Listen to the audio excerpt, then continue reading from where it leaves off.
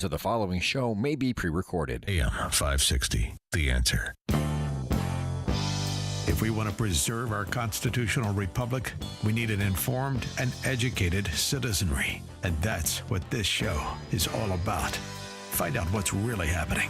It's time to stop the lies and learn the truth. This is The Real Story with your host, Jeannie Ives. Well, welcome to The Real Story.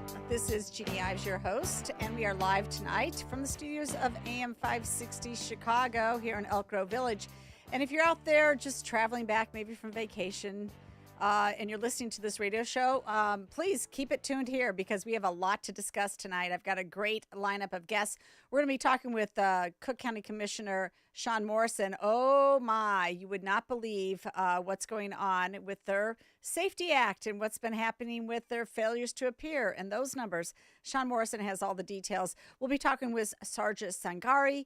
He is a retired lieutenant colonel, U.S. Army. He also runs a think tank that's concentrated on the Middle East. And we're going to be talking to him about that Moab that Israel fired off, the mother of all bombs, and took out Nasrallah, the Hezbollah leader. So we'll be talking to him about that. And in the second hour, we've got Dr. Bill Hauter. He's also a state rep. So what really is the type of medical care that non-citizens are getting in Illinois? Well, you might not be surprised, but it's much better than what we give regular citizens that are on Medicaid.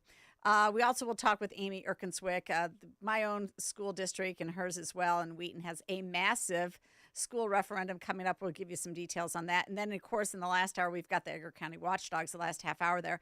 And Tiffany Henyard, oh my gosh, now she's got an eviction notice, apparently.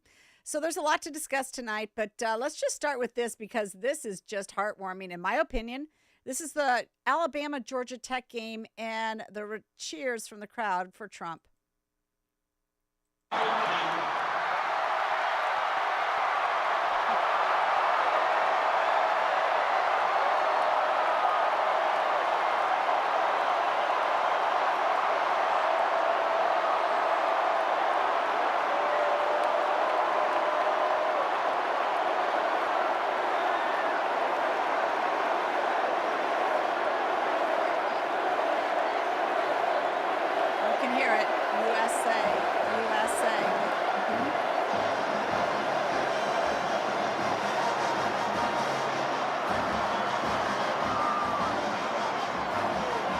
Boy, what a contrast that was. Compared to the greetings or lack of greeting that Tim Walz got, he attended the University of Michigan, University of Minnesota game.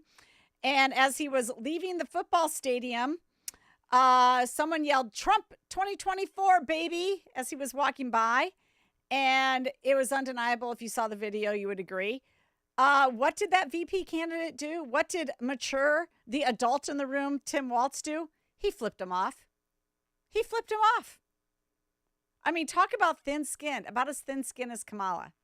And of course, Kamala, she had such a big week, right? She visited the border and then she gave that really lame sort of campaign event afterwards. But the border, and at the same time that she visited border, the numbers came out from a ICE request that Representative Gonzalez from Texas made about what is actually going on with the border and the criminals that are coming over. And sure enough, it was discovered that quite a bit is going on. First of all, let's listen to this clip of Art Del Cueto.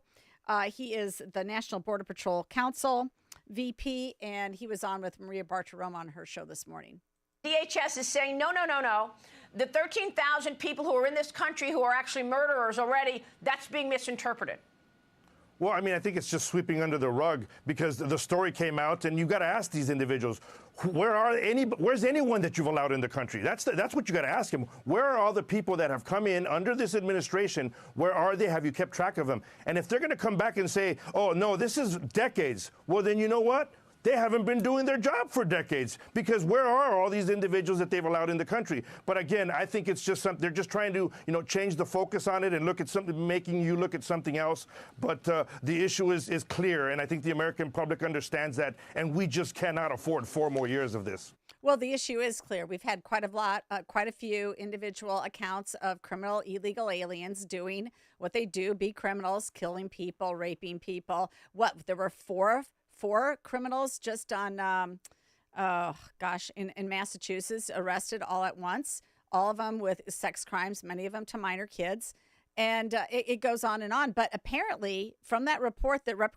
Gonzalez asked ICE to give him, what we did find out that there are 425,000 criminal illegal immigrant offenders that are currently free in the United States.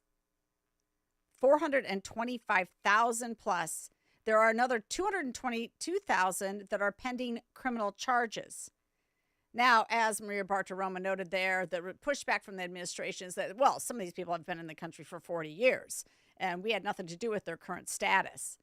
Okay, well, somebody's got to clean this up. And oh, by the way, there's no mistaking that you have let in millions of illegal immigrants, millions, hundreds, actually thousands of known terrorists, and obviously plenty of people that have been charged previously with criminal offenses. Moving on here, FAIR, which they do all sorts of immigration analysis, they estimate that there's approximately 16.8 million illegal aliens that currently reside in the United States. This is a problem, guys. This is a huge problem. And you know what? It's a little bit personal to me, and let me tell you why. I know I've spoken on this show before, and you've heard him on this radio show, and that's my brother-in-law, David. David is, U.S. Army veteran, owns property here. He married Marietta. They have 2 U.S.-born children. They were residing in Australia when Australia went crazy over COVID, and they decide, hey, it's time to go back to the U.S. And only then did they say, well, we got to get Marietta a new green card because hers lapsed in 2003. Now, back in 2003, when it lapsed, they didn't think it would be a big deal when they finally went to come back to the U.S. to get a new one. But immediately they found out there was going to be 11 to 17 months to get it. They're like, fine, we're going to have to wait it out. We'll go through the process, whatever. But guess what they just found out now? After living a year in Mexico to be close to their daughters who had moved to Florida and knowing that they could come in and out on a tourist visa, they then returned to Australia, started to go through this process again, and got caught up in a bureaucratic snafu. And that had to deal with her birth certificate having 2 T's, and she only spells it really with 1 T. And she was born in the Philippines, and, it was just a bureaucratic nightmare. Well, then they had to hire a lawyer. They hired this lawyer out of Sacramento, and that guy proceeds to do what he does. And the snafu now is Marietta didn't take the shot. She didn't take the shot. So now they're going to ask her to apply for a waiver from the COVID shot. And then he's been told it's going to be another 28 months. 2.5 years, 2 years, 4 months, more after they've already been in this process for 2.5 years. Seriously, 5 years when Marietta's been on that tax return paying taxes for 30 years. That's what's happening to real people. They're getting punished by the system. Absolutely punished. I'm going to have more on that story coming right up, but we're going to go to break early so I can get Sean Morrison on right away. So stay tuned. We got lots to cover tonight. Dr. Sebastian Gorka can see Harris stretching the truth again. We have 5 million assault weapons on the streets of America. We've got to deal with this. How mandatory is your gun buyback program? It's mandatory. 5 million assault weapons on the streets of America. It's weird. I have lots of quote-unquote assault weapons. None of mine are walking around the streets of America. America First with Dr. Sebastian Gorka. Afternoons at 3, right before Sean Thompson at 4 on AM 560. The Answer. Hut, hut. Listen up and listen up good. If you're tired of run-of-the-mill gifts, then get on over to aviatorfuel.com. You'll find unique military-style cocktail books and barware to go with it. At aviatorfuel.com, we've got the perfect gift for any soldier, sailor, Marine, or just red-blooded American. You'll especially love our military cocktail checklists, modeled off the real Army, Navy, and Marine pilot checklists that military aviators have used for decades. These award-winning books are authentic replicas, but instead of a procedure on how to handle an engine fire, you'll find the procedure for how to make a mojito, written with military jargon throughout. So pick up a cocktail checklist from aviatorfuel.com. Invite some old friends to share war stories over cocktails. Your perfect libation is inside the cocktail checklist. And don't forget matching military-themed barware. Go to aviatorfuel.com and get ready to raise a glass to the brave men and women who serve our country. That's aviatorfuel.com. Exercise and a healthy diet can help, but that can be hard, especially as we start to get older. It's like the choice between taking the stairs or waiting for the elevator. Sometimes the easier option can be tempting. But just like choosing to take the stairs, you can choose to get a variety of 31 whole fruit and vegetable ingredients. Balance of Nature supplements are formulated from the best ingredients available, and it's as easy as taking 3 fruits and 3 veggies capsules every day. It's a small commitment, but it can help you feel your best. Start your journey with Balance of Nature. Call 1-800-246-8751 or go to balanceofnature.com to get 35% off your first order as a preferred customer with free shipping and our money-back guarantee. That's 1-800-246-8751. Go to balanceofnature.com or call 1-800-246-8751 and get this special offer by using discount code CHICAGO. Wealth Health Radio. The biggest fears that people have is, do I have enough money to retire? Retirement doesn't have to be complicated. To make sure that you're going through retirement with confidence. Learn principles of income planning. There's a lot of different facets that you need to take into consideration when you're retiring. Tune into Wealth Health Radio with Joe Murphy, noon to 1 p.m. Sundays on AM 560, The Answer. Hi, this is Carl Amari. I'm Lisa Wolf. Join us every Saturday night beginning at 8 p.m. for all things entertainment on Hollywood 360. If you love classic radio shows, The Shadow, Jack Benny, The Lone Ranger, Dragnet, Gunsmoke, and many more, we have them for you on Hollywood 360. We'll also present trivia contests with prizes, showbiz news, celebrity interviews, games, and movie reviews. So don't miss Hollywood 360 every Saturday night beginning at 8 p.m. on AM 560, The Answer. We now return to The Real Story. Here's your host, Jeannie Ives. All right, welcome back. So let's get right at it. Listen, Sean Morrison is on the line with me. He's Cook County Commissioner. And he's the only Republican. He's a truth teller, but it appears that mainly even Iris Martinez, the clerk of the circuit court, is a little bit of a truth teller too. And Sean shared with me 3 different letters that went back and forth between her and Tim Evans, who is the chief judge. And this one, dated September 17th, 2024, is really worth reading. And then I want to hear what Sean says about it. But she's here. She's reflecting on the first year of the Pretrial Fairness Act, and she's commending stakeholders and their staff for accomplishing an immense amount of policy and operational changes, but she goes on and on. She goes, the results of this data analysis, though, were disconcerting, and I believe they require immediate attention by stakeholders. Therefore, to remain faithful to my commitment to transparency, the following are conclusions of the report. Listen up, folks. Listen up. Failures to appear. The Chief Judge's Pretrial Fairness Act dashboard includes information on failure to appear warrants, which they estimate to occur in 12% of cases as of August 31st, 2024. There are also 31,393 warrants for felony charges in Cook County. This is the current number after the stakeholders' efforts to squash and dispose of tens of thousands of felony warrants over the last few years. However, due to the PFA's warrant reform measures, most defendants who fail to appear in court now receive notices to appear, which are postcards sent via mail notifying them of their failure to appear and providing a subsequent court date. Considering these charges, our analysis included comprehensive data for warrants and notices to appear and concluded that there's been a failure to appear by a defendant in 67,416 cases out of 90,872 cases, or 74%. Now, those crimes, 12,463 for domestic violence, that's 14% of the total, 110% spike in domestic-related murders in 2023. This is not good, folks. This is not good at all. So, Sean Morrison, thank you so much for sharing me this information. Was there anything in these letters that you saw going back and forth between the two that surprised you? Good evening, Jeannie. Was there anything that surprised me? No, because I've these quote stakeholders are folks that from a county government side of things I deal with and have dealt with for going on 9 years, almost 2 years now with Clerk Martinez. And I agree with you. I have found Clerk Martinez to be a truth teller. I've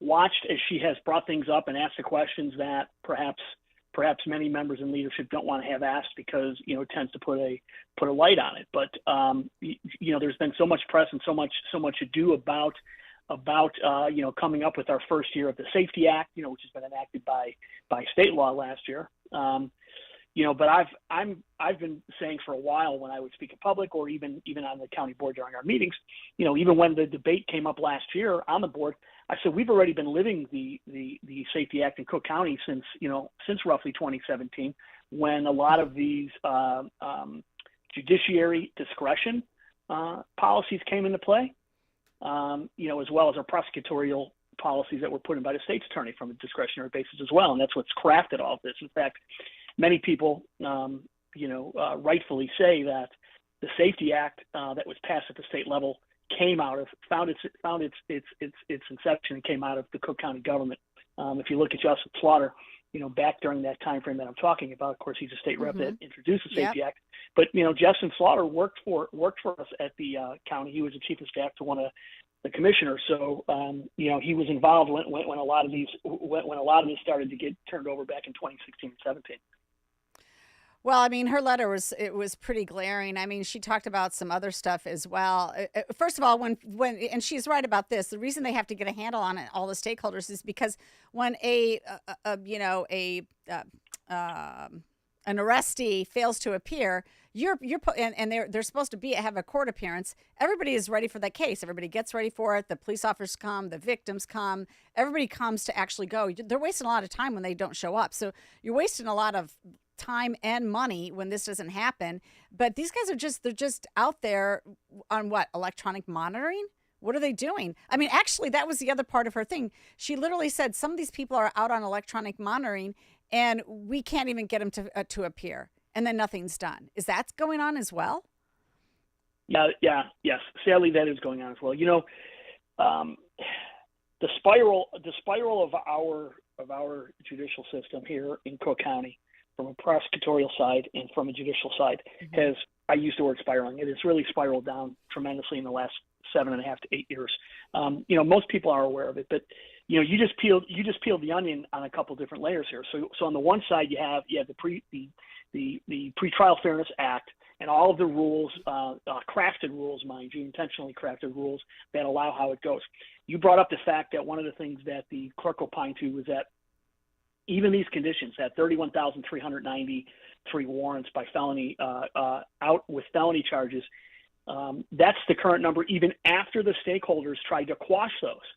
So who are the stakeholders, by the way? The stakeholders are the public defender's office, but it's also the state's attorney's office.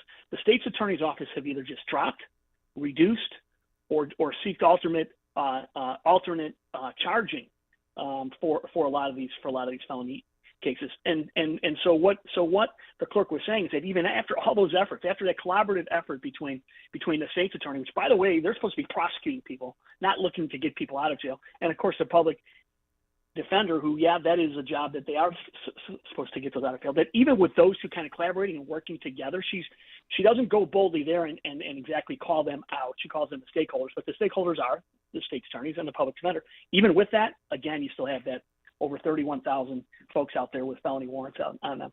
And then it gets turned over to your point as well, where she talks about the alarming fact about electronic monitoring. And that's a whole nother topic, by the way. But in this case, she points to the fact that there are, I forget what her number was, a few thousand folks that are within that body that are also on electronic monitoring. So they're on electronic monitoring. They didn't have to pay bail. They got on electronic monitoring, and they're still ignoring their summonses to come to court. So they're blowing it off. So they're not reappearing. They're not appearing at their court dates. And you are 100% correct, Jeannie, on what the cost is. The cost is to the municipalities that got to send their police officers. The cost is to the state's attorney that have to send the actual attorneys. And by the way, I always like to differentiate one more thing. There is a difference in everything when you're talking about law enforcement, when you're talking about state's attorneys and defenders and judges. There's a major difference between the bureaucrat management of those and the actual men and women that are state's attorneys and prosecutors. The men and women that do those jobs do a phenomenal job. But you have a lot of bureaucracy on the top side of it that really kind of muckies the water with all these things and allow for these conditions by way of mandate or other, to occur as they are today. Well, we know that electronic monitoring is a problem. Apparently, they get 2 days off just to roam free anyway. But part of the reason I'm having you on is I saw you at the Safe Suburbs event that was down in Lamont, and you said a couple things that just shocked me, and I think they would shock our audience. But the first thing that you said is that right now there's 1,448 violent criminals out on electronic monitoring in Cook County. That is true, and you know what I yes, and by the way, it was great to see it Wednesday night. But you know what's even more shocking, and I didn't get to it because of time that night, is that that's strictly on the sheriff's monitoring program. The chief judge also has their own monitoring program, and has for many years. And to the sheriff's credit, to Sheriff Dart's credit, he provides us the report on nearly a weekly basis with all the statistics of who's under his program, what their crimes were, all of that type of stuff. It is, and I've asked this and I've said it, so I don't mind. It is like pulling teeth, and I'm a sitting commissioner, and it's like pulling teeth to try and get a regular, clear, concise report in the same manner in which the sheriff does out of the judge's monitoring program. Well, wait a minute, though. You gave me your list. You gave me the list. Thank you so much. Cook County Sheriff's Electronic Monitoring Program. Here it is. What's the type of charge? Well, 385 of those 1,448 are out on electronic monitoring with the crime of aggravated gun possession. That's right. I thought they didn't like guns. Okay. Number 2, felon in possession of a gun. So this is a previous felon who has a gun, which is another felony. 203. Right. Murder or attempted murder, 112. 112 didn't have. I mean, they're okay to be on electronic monitoring after being arrested for murder or attempted murder. Come on. Yes. 108 for sex crimes. Oh my gosh. This is a joke. Aggravated battery, felony. It's an absolute joke. The initial concept of electronic monitoring was for the quote white collar crime, was for somebody that wrote bad checks, was for somebody that may have had 7 speeding tickets and didn't come to court and couldn't pay their bills, or perhaps was behind on child support. Those types of things, Jeannie. Right. But now, to your point, you just named over 600 or 700. Heck, you just named over 800 people that have extremely serious aggravated battery, sex crimes, murder, and attempted murder. Somebody murders my kid, and they're out on electronic monitoring. I'd be furious. It's not right. It's just not right that they should be kept behind bars, because they have a right to be out there until they're adjudicated and found guilty. Because they're better off being out so that they can go to work. Okay. Yes. Why these pesky facts of that they may have tried to kill their former wife or shot the neighbor or something? That's just these are otherwise good people that they need to be out on monitoring. Okay, so then the other statistic that just I know you are totally sarcasm. I hear it. The other statistic though that just got me a lot of retweets. By the way, I put it up right away on X. You said that in the 8 years that Kim Foxx has been in office, she has not prosecuted an estimated 140,000 felonies. So I was at a panel discussion less than half a year ago, and I don't want to betray confidence, but I was at a panel discussion, and with people that are still within the state attorney's office and those sorts of things. They said that during Kim Foxx's tenure, the amount of felony charges that were either completely dropped, that were either adjudicated to a lesser crime or put into a diversionary court or charge totaled well over 140,000 potential cases. And it's not that hard to verify that. Just talk with chiefs of police from departments all over suburban Cook County, as well as the city of Chicago. You talk to them and find out how many times charges are either completely denied, or somebody shoots somebody and by the time the charge actually gets put into the court, it's a simple battery or perhaps an assault. Okay. Hey, Sean, we've got to leave it there. I wish I had more time with you. We'll definitely have you back. Thank you so much, Sean Morrison, Cook County Commissioner. Thank you for your information. We'll be right back. Charlie Kirk can see the disconnect. The propaganda that was being put forward. I'm Kamala Harris, and I want a tax cut for middle-income families. I'm Kamala Harris. And, of course, the question is, well, why haven't you done it already? Why haven't you done the middle-class tax cut? She doesn't believe it. It's just pure political propaganda for power. Is that there's a disconnect between what people are seeing on television and what's happening on the ground. The Charlie Kirk Show. Afternoons at 1, right before Sebastian Gorka at 3 on AM 560. The Answer. Fox News, I'm Ann Carrick. 25 reported dead in South Carolina, 11 in North Carolina from Storm Helene. South Carolina Department of Transportation Secretary Justin Powell. There are trees entangled in the power lines. We will be working closely with our utility partners, but that limits our ability to do that. But we are closely working together to resolve those power lines. Once they get undone, we'll take out those trees. Helene began as a Category 4 hurricane along Florida's Big Bend. The U.S. and France pushing for another ceasefire between Israel and Hezbollah in Lebanon. President Joe Biden. We've already taken precautions relative to our embassies and personnel who want to leave. But we're not there yet, but we're working like hell with the French and many others.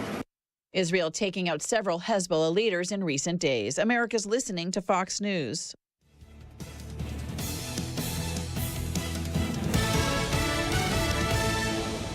AM 560 listeners, sign up today to receive a free financial education video series, The 5 Retirement Pitfalls and How to Avoid Them, courtesy of Steve Shyman, host of Protecting Your Assets radio show, Saturdays at 8 a.m. Sign up is easy, and the 5-part video series is completely free and will arrive in your email inbox. Sign up today. It's free. Please text your name and email address to 833-945-7283. Again, please text your name and email address to 833-945-7283. This is Dennis Prager. If you share my passion for free speech and rational thought, become a member of the ultimate online community, Pragertopia Plus. Listen to every show, lecture, and course I've recorded. Plus, you can now hear my colleagues, Mike Gallagher, Seb Gorka, and Hugh Hewitt. Submit your questions for my monthly Ask Me Anything, really anything. Plus, chat with me, Alan, and Sean with the new live chat feature. Go to Pragertopia.com. That's Pragertopia.com. I'm worried about Mom. She's having a tough time moving around the house. Oh, I know. She still thinks she can do everything on her own. Exactly, but I've been over there every day this week, helping her navigate the stairs, cooking meals, reminding her to take her medicine.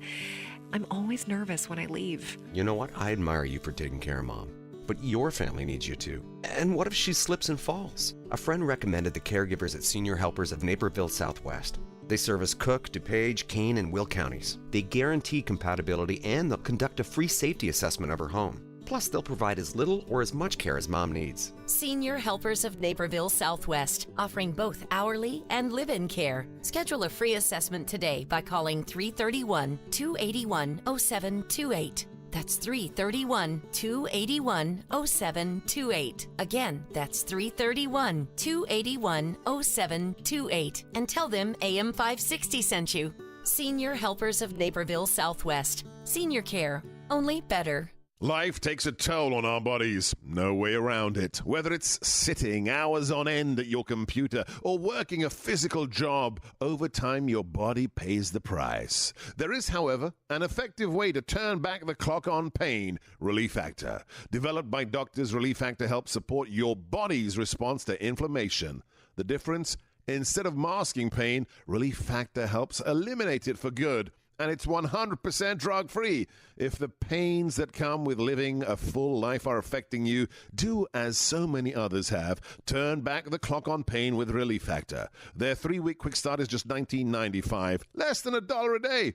When you feel good, it's amazing how much more you get out of life. So visit ReliefFactor.com or call 1-800-4RELIEF. That's 1-800-4RELIEF. Try it for only $19.95. While we can't stop aging, not yet, we can stop pain. Turn back the clock with Relief Factor. A great smile can make you feel happy and confident. So when you consciously conserve your teeth, that glowing smile will show through. At Best Dental Group, doctors Economos, Gave Alice, and their staff are ready to help you create that perfect look or maintain the one you have now. Along with general dentistry, Best Dental Group is a multidiscipline practice with an orthodontist, periodontist, and prosthetic specialists on site. They use the newest breakthroughs in dental technology such as titanium implants, Invisalign clear braces, and laser treatments. Don't let fear get in the way. They can recommend sedation to make your experience as comfortable as possible. Best Dental Group is located in historic downtown Bartlett and is a multilingual office. Call 630-830-4930, 630-830-4930, or visit bestdental.org. Best Dental Group, sharing your conservative values and helping you to conserve your teeth. The Real Story with Jeannie Ives continues on AM 560. The Answer. All right, welcome back. It is The Real Story with Jeannie Ives. Thanks for joining me on this Sunday night. Listen, we're going to turn to national politics, really international politics in our next segment. But before we do that, if you were watching online, if you saw this on our Facebook where we stream it, we also stream it on YouTube. If you were looking at it, you'll notice that during the break we had the camera pointed to our flyer. We're having a big border event. We've brought in some people from Border 911, including Rodney Scott, who's the former chief of the Border Patrol under both Trump and Biden. He quit under Biden, of course, or actually got let go. Sarah Carter, she's been a Fox News analyst about immigration as well. And then Victor Avila, who is a former ICE agent as well. So we're going to have those three in. Also, I'm going to have it opened up with Ray Lopez so he can just tell us right away how they're dealing with immigration as well. So that event is October 22nd. It's at Abington Banquets in Glen Ellen. You can purchase your tickets. It's $40, Oktoberfest buffet. You can purchase your tickets at our website, breakthrough-ideas.com. Go to our events page, and you can purchase our tickets there. I highly encourage people to go. I mean, we talked about immigration. We talk about it all the time. Everybody knows what these statistics are. You've got criminals running wild in the United States. You've got a lot of illegal immigrant children that are, in your school systems. We know what this is happening to Fairhope, Alabama. We know what's happening in Springfield, Ohio. We know what's happening in Boulder, Colorado. We know what's happening right here in the city of Chicago. The only reason that CPS has grown in student population is because they have illegal immigrants. Who's paying for that? You are. We're all paying for this. We're going to talk more about that, of course, with Dr. Bill Hauter in our next half hour. But I just really highly encourage you, don't just bring yourself. Please bring somebody who may be skeptical about what's going on. Bring somebody who doesn't understand the depths of the problems with this amount of massive illegal immigration. This is massive amounts. We're not talking a few thousand people who snuck in or not. We're talking about millions, literally millions. Some people say it's well over 10 million in just the last 3.5 years of the Biden administration. Regardless, it's a national security issue. Certainly, that is definitely for sure. But you know what? And, I would say we're not quite equipped to handle like a border issue. We're not quite equipped to handle internal unrest. But somebody who is the Israelis. And boy, they dropped the big one on the leader of Hezbollah, and they knocked him out. And so here to talk about that and some more stuff is my good friend, Sargis Sangari. He lives right here in the western suburbs. But he's a 20-plus year veteran of the United States Army Infantry and Special Operations Forces with multiple combat deployments to Iraq, a diplomatic assignment in Kuwait, and several other deployments to the Mideast, Europe, Asia, and Central America. He actually was born in Iran in in 1980, when the Ayatollah took over. He and his parents were able to escape over to the United States, so he's been here since 1980. Which is great for us. Now, what I found was really interesting, he has 144 combat patrols, 22 special forces missions, and 2 key direct action operations. He's a badass, is what I'm telling you right now. But he's also very, very highly intellectual. His writings and postings have been referenced in over 143 countries out of 257 worldwide, and they've been referenced in over 2.8 million new media outlets and academic journals. He is, and the reason I really want to have him on is he started his own nonprofit called the Near East Center for Strategic Engagement. And so, Sargis, thank you so much for coming to my program. We really appreciate having you on. No, it's good to be here, Jenny. Thanks for the kind words.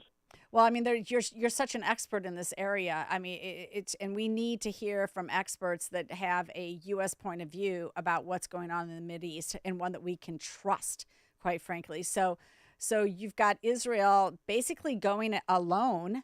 I mean, taking all these actions without any U.S. even knowledge of them. What does that say about our relationship, and what do you think the Israelis' next move will be? Yeah, I think it says that our relationship with Israel is at the lowest point since they ended up striking one of our intelligence ships.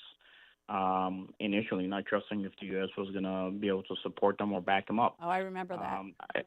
Yeah, so if you take a look at the code name for the current operation, which took out Nasrallah, the Hezbollah leader, was called New Order.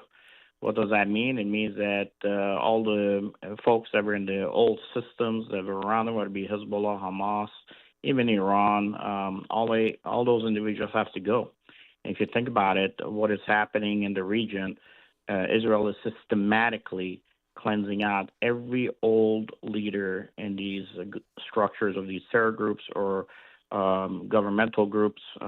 They're taking out their military and political leadership in order to set a new order for the region. I was asked a while ago about what do you think is going to happen in the future of the Near East, and I said it's more likely that you're going to see a stronger Israel independently operating without the U.S. Having any presence there, and more likely is going to be the lead of the Near East with a new reshaping of the map, and that's what they're setting up for. Right now, they're basically, as you know, Jeannie, you take out the command structures before you set up for larger operations. Absolutely, that's what you do, and they're not afraid to do that. They're not afraid of total war, which apparently many of our leaders are afraid of that. And I was also told, I read somewhere, that the head of Iran is also hiding somewhere at this point. He's been gone into hiding. Is he the next target? You don't know what's being done on the behind the scenes. You know, I mean, they could be deals made between Iran leadership and others. It's funny, once you put your foot on their necks, they come to the negotiation tables, and it might be that there might be some discussions that are taking place there. I think Iran will sell out the Hezbollah in a heartbeat to protect itself, especially the Iranian leaders, and they will do the same thing with Hamas. They could care less about those individuals that were just nothing more than proxies. The problem here is for the U.S. is the fact that Israel has isolated Iran. Now it's a matter of whether or not the United States is going to have, even in language, talking about the possibility of a future change of government in Iran without directly being involved, just talking about it. But I don't think it's going to happen under the current administration. And I'm going to be honest, I don't know if it's going to happen under the next administration. There were a lot of even neocons in the old Trump administration, and I don't think those are going to come back. I hope he's learned his lesson, but there's no guarantee, because it's really hard to root those people out, and they actually hide in the shadows and don't really tell you what they're up to. I mean, think about it. General Milley contacting the Chinese, telling them, don't worry. I mean, what the hell? I mean, how many people are back channeling to other foreign adversaries? Don't worry, we got you covered. I have a feeling it's going to be different this time. I do too. I think it's going to be different. Folks out there who are former military guys who kind of understand. And I don't think U.S. is willing to spend any money on any overseas projects. So, I mean, we're at $250 billion in Ukraine. But if the end result or the end state is Ukrainians keep on bleeding out and nothing happens to Russia, then, is that what you want your end state to be? Is it worth the money? I don't know. But, what's also interesting about this entire operation is how patient Israel has been in infiltrating Hezbollah, network. And this New York Post article written by Ronnie Reyes put it really, basically said that they've been working on this since, I guess, 2012. They infiltrating their network and planning on it. He wrote, the Jewish state got its big break in 2012 when the militant group deployed its fighters to Syria to help ally President Bashar Assad quell an uprising. Former Israeli intelligence officials and Lebanese politicians told told FT that the battle in Syria unearthed a trove of information from an otherwise secretive terror group, with Hezbollah constantly publishing information on its slain fighters that revealed their personal information. So, I mean, it would behoove us, I would say, as the United States, to stay as close to Israel as we can, because they apparently have a great intelligence operation going on. And they have. I know I've heard a lot of arguments from folks saying, why do we give money to Israel? Here's a proof in the pudding, because with new technologies, Israel is able to take out leadership where you didn't think it was possible. I would even say, going back to when Israel started looking at decapitating Hezbollah, was going back to 2006, when initially, Israel did an incursion into Lebanon, and realized that, it's going to be a hard threat into the region. Even going back to the Civil War in Lebanon, Israel had looked at even putting individuals who might be friendly to them in the southern Lebanon Valley area on their payroll. Antony Lahat was an individual, a general, Christian Southern Lebanon Army with 2,000 folks there. But the problem was they didn't really support him politically. So what ended up happening is they've learned their lessons, and I think they're looking at maybe doing the same thing into the region. But they've had 18-plus years more to plan their intel on the ground, and with technology now that is allowing us even to conduct operations in a way we couldn't do 20 years ago. I mean, if you think about it, 20 years ago, we're sending B-21s, 22s out there, and they were basically carpet bombing in Afghanistan. Today, they could fly directly out of Weizmann and conduct a strategic strike and come back. So technology has allowed us to a point where it has allowed the Israelis to use their intel capabilities to decapitate these government leaders. Mm-hmm. Well, technology always changes the battlefield substantially. Sargis, if it's okay, I'm going to have you hang on past this break. I want to talk to you about why is it that the Syrians were cheering the death of Nasrallah. So just hold on. We'll be right back after this break.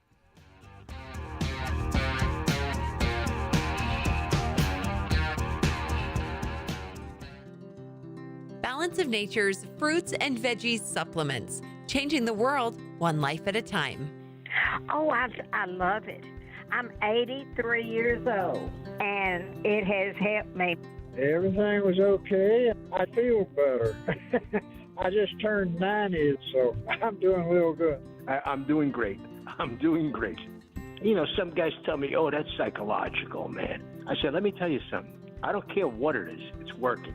Start your journey with Balance of Nature supplements. Call 1-800-246-8751 or go to balanceofnature.com and sign up as a new preferred customer. And for a limited time, get 35% off your first order with free shipping and our money-back guarantee. Go to balanceofnature.com or call 1-800-246-8751 and get this special offer by using discount code Chicago.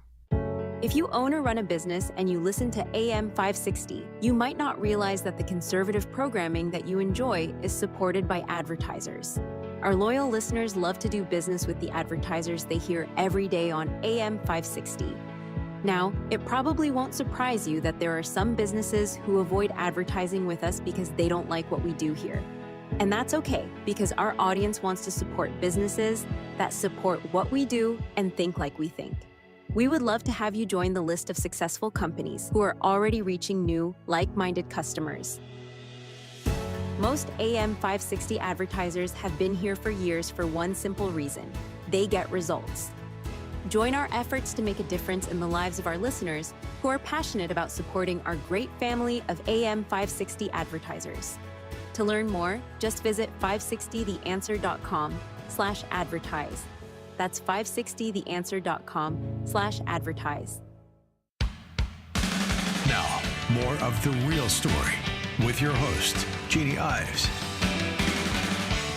Oh, welcome back. It is Jeannie Ives, and on the phone with me still is Sargis Sangari. He is the CEO of Near East Center for Strategic Engagement. We've been talking about what's happening in Israel and Lebanon, and I read that the Syrians, some of them at least, were cheering the fact that Nasrallah was taken out. What do you make of that, and what's Syria's position in this entire situation? I mean, if you think about it, Syria has gone through an absolutely extreme civil war. I mean, every group that is possible has been operating in and out of Syria. I mean, most of the organizations that were created there had to bleed themselves out to death. I mean, if you think about it, the day that the Jordanian, if you go back some years, the Jordanian pilot was being burned in a cage I remember by that. ISIS. The Jordanian government allowed their borders to be utilized by the Saudis, who were bringing weapon systems to actually fund their ISIS on the ground to fight against the ISIS that might have been supported by Turkey. So the whole place was just a mess. And I think with these operations and the ending of these individuals that have had such a kind of been an albatross on the Middle East peace and order, given the fact that the Israelis named the New Order, I think most Middle Easterners are ready to see a reshaping to where everybody just kind of has their little piece of the pie. Nobody's trying to expand in the region. Nobody's trying to take somebody else's territory, and it just stays the way it is. Now, would that happen? Who knows? Because right now Turkey has other aspirations. They have already moved 50 kilometers plus into northern Iraq, and at the same time, Iran has its aspirations to possibly broker a deal with the Turks and maybe expand a little bit more into the Iraqi areas that it already has political control over. So we'll see how it goes. I think with Saudi probably dropping the oil prices, dropping oil on the market and crashing the oil prices, you're going to see a lot of these groups that were benefiting from oil, even in the Kurdish north, utilizing it to destabilize the region, finally having to come to heel, especially the Middle Easterners like it when there's one person who makes declare directly that if you're going to screw with me, you're going to die. Mm-hmm. This is the new order is going to be. They like that, and they like to see that even if it's from the Israelis. So Israel has opened up basically a two-front war. They're still fighting in Gaza, and now they've got this northern, they've gone off to Hezbollah in the north. And so do they actually do a ground offensive? What's your estimate on that? It is more possible. I think that's what they're setting it up for, right? Oh, because I don't know I mean, how it would they're make going to do sense. it without, Mm-hmm. I don't know how you're going to do it without going on the ground. And I would say it's not just two fronts, 7 fronts actually, if you look at it, because they get hit cyber-wise and Yes, that's with true. new technologies out there, the Houthis, Yep. which we're not doing anything about. But look, U.S. has spent a lot of multi-forces and capacity there. I mean, if you think about it, SecDef recently ordered 2 carriers to operate in the Middle East at the same time. Unfortunately, my son won't be on one of those, but go ahead. Yeah, and we went ahead and we just basically have, sent the 3rd Infantry Division now, a mobilizer to go in. We've sending the, 101st Airborne Division troops. These forces are not going there for peacekeeping. These are going there to destroy or kill, but we'll see how the current administration is going to use them. Yeah, but according to Kamala, we don't have any troops that are in harm's way. Nobody's in a combat zone. Nobody's engaged in anything. And then you get this story. The U.S. Navy repels Red Sea attack, shoots down barrage of Houthi missiles and drones. The U.S. Navy warship shot down a barrage of Houthi terrorist cruise missiles and drones launched Friday from Yemen at the shipping lanes of the Red Sea. The Pentagon confirmed the attack and the successful response on Friday. Quote, "We did see a complex attacks launched from the Houthis that range from cruise missiles and unmanned aerial vehicles." Stars and Stripes reports that the Iran-backed Houthi claimed to have damaged 3 U.S. Navy warships in a concentrated bombardment of 23 missiles and bomber drones. The destroyers, the Houthis' military spokesman claimed in a televised speech, were targeted as they transited the strait in the Red Sea. But of course, that's not what the U.S. The U.S. is saying that nothing was hit. There's been no damage. And we already we have the USS Abraham Lincoln and its carrier strike group are in the region, and that includes 3 destroyers. So guess what? Those people were there when Kamala said that there was nobody in harm's way. Well, apparently they just got attacked. Well, they get attacked, and unfortunately the Israelis took out, after that attack, took out some leadership of the Houthis in Iran on another visit, and then they also attacked facilities that the Houthis had. They had to literally fly out 1,000-plus miles to destroy a targeting station that we could have probably hit from our ships. So it is what it is. It's unfortunate, but that's the decision they made. Okay, well, listen, I mean, there's a lot more that's going to probably happen in this theater.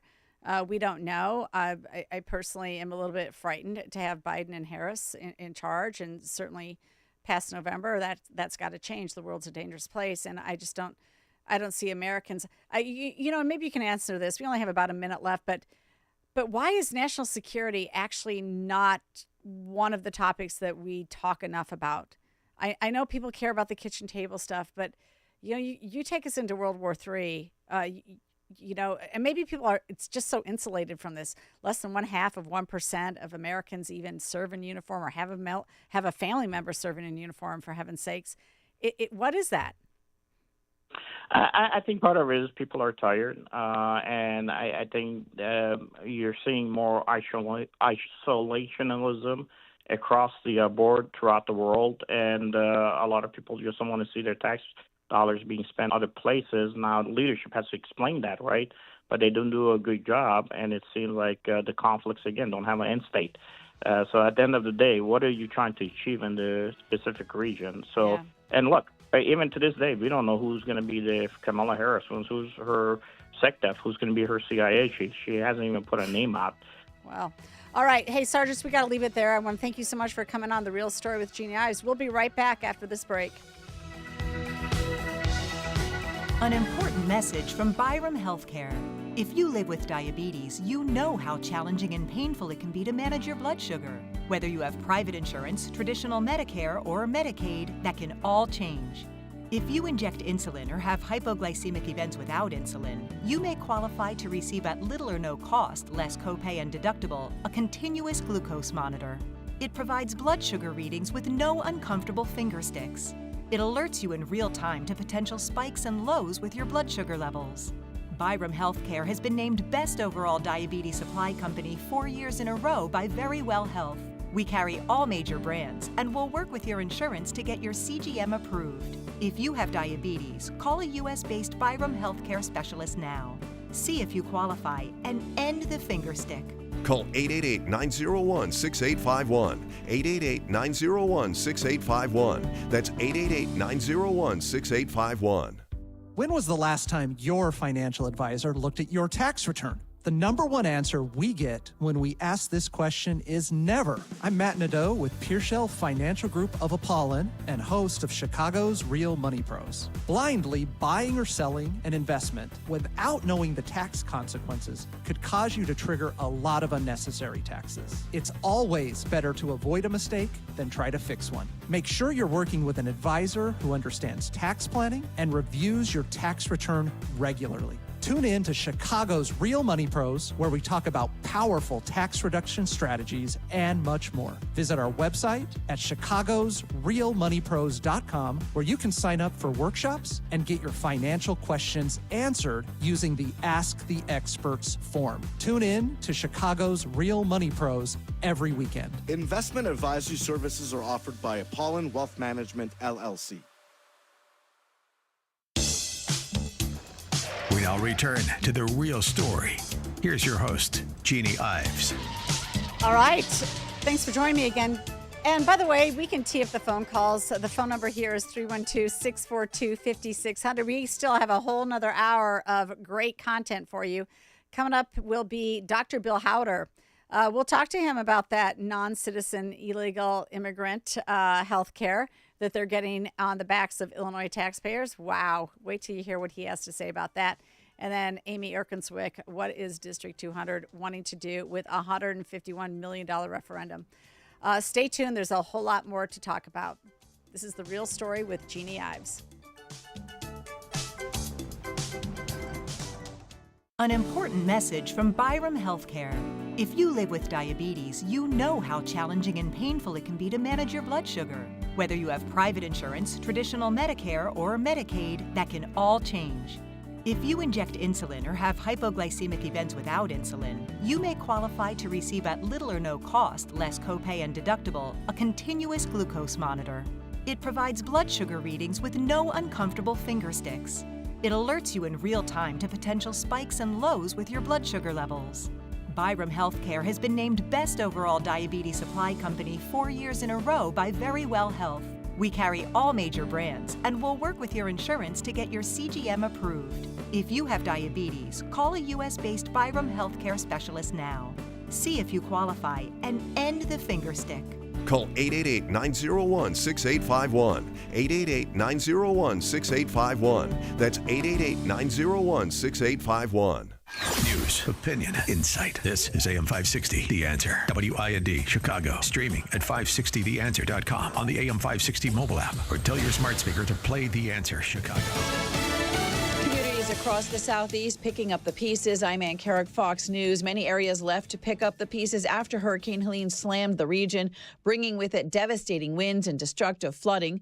Fox's Madison Scarpino reports from Atlanta, Georgia. Catastrophic damage here in Georgia and across the South.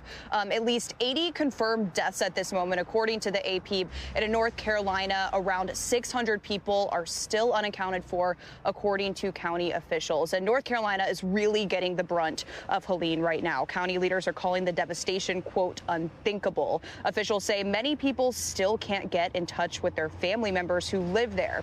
Winds and intense rain uprooted trees and overloaded some dams and rivers. The damage started in Florida. That's where Helene made landfall in the Big Bend region as a Cat 4 hurricane late Thursday before moving its way into other southern states. President Biden approving a major disaster declaration for North Carolina on Saturday, authorizing resources from the Federal Emergency Management Agency, FEMA, in the recovery process.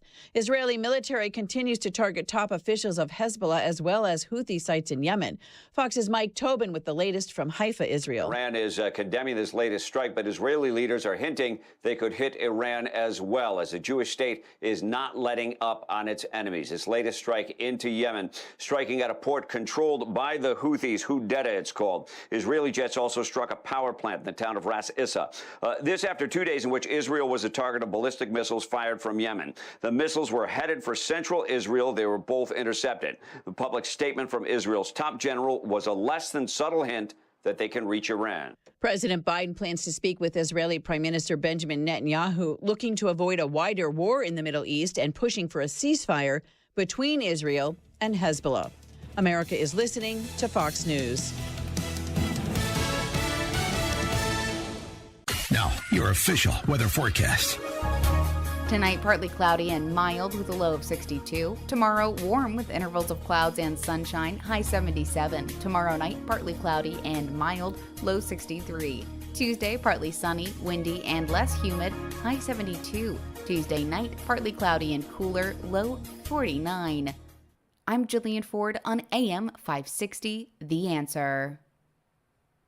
Get the latest weather, traffic, and news updates online at 560theanswer.com.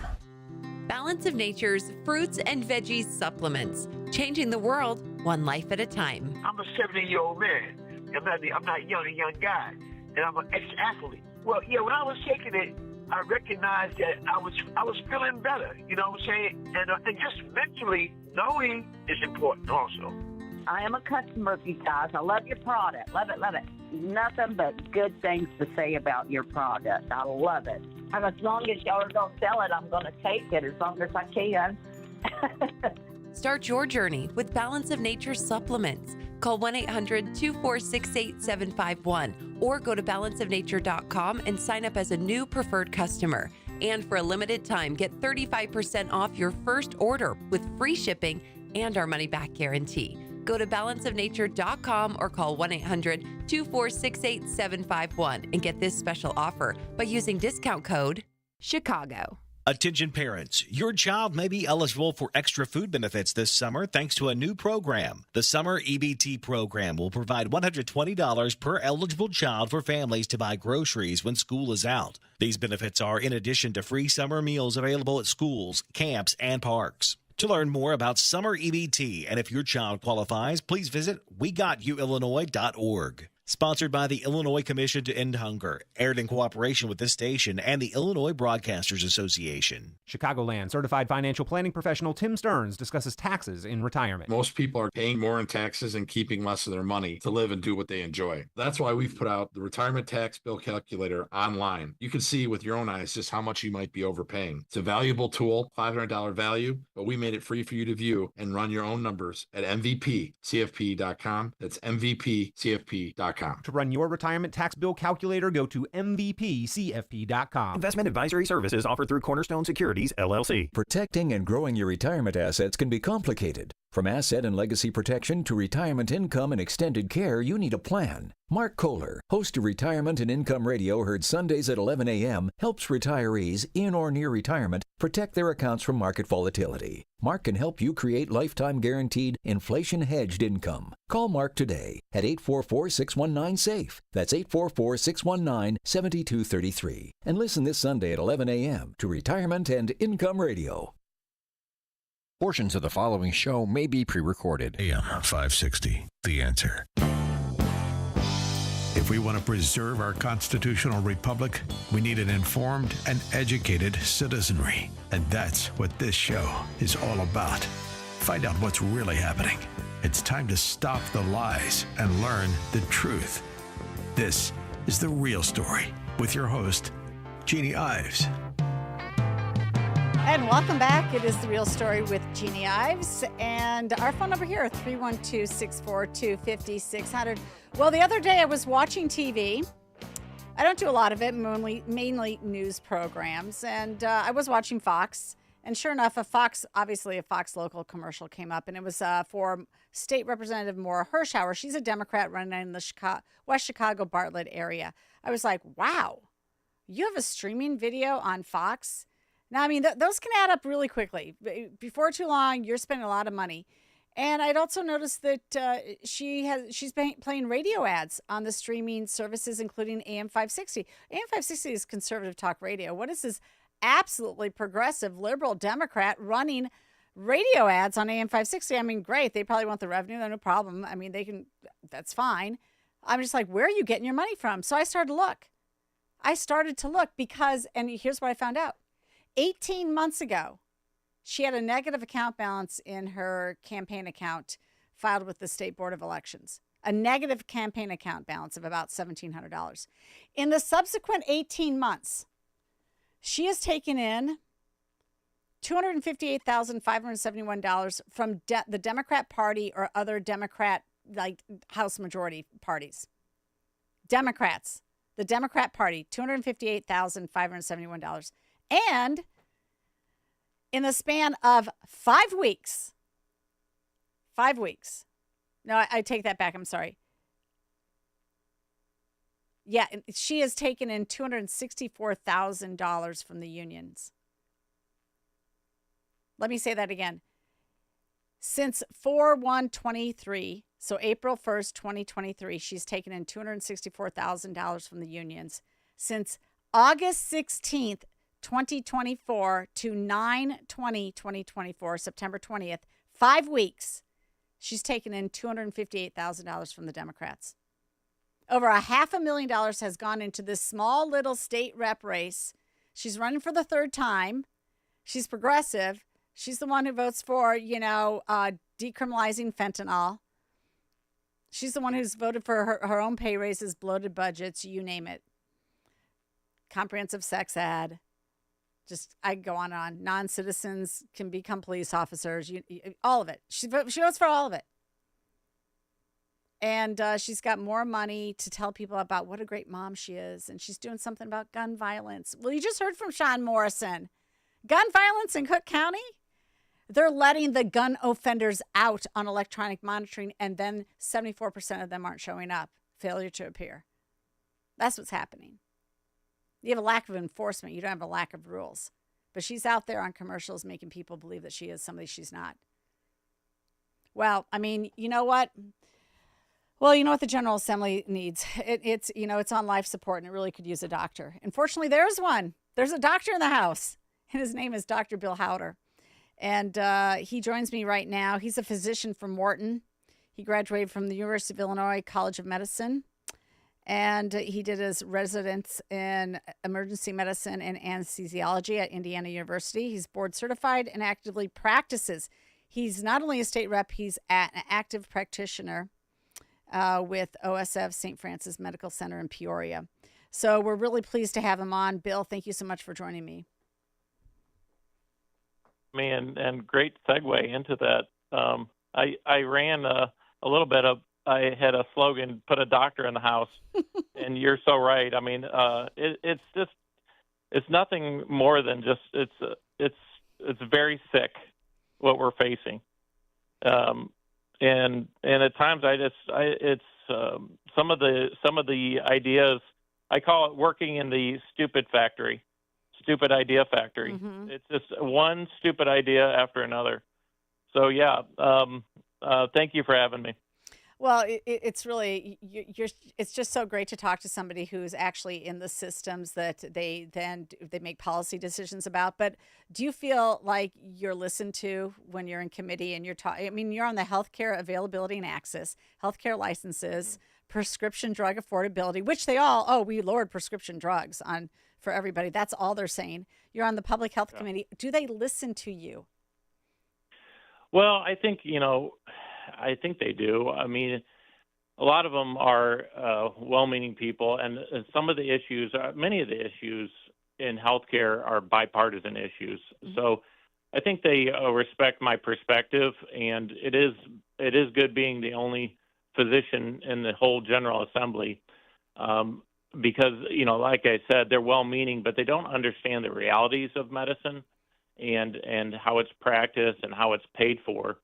And so I can bring that perspective of the actual reality of medicine. And so I think that is needed and respected and impactful. So one of the things that I did want to have you on and talk about is the fact that, it's going to be probably close to $1 billion in non-citizen health care that will be given out to folks that are residing here and they're not citizens. And they're going to be going into, they're not in a Medicaid program that we do not have a cost sharing agreement with the federal government because they're non-citizens. And apparently this program, correct me if I'm wrong, is much more beneficial for non-citizens than Illinois Medicaid is for the disabled, the poor, people who it was meant to be used for.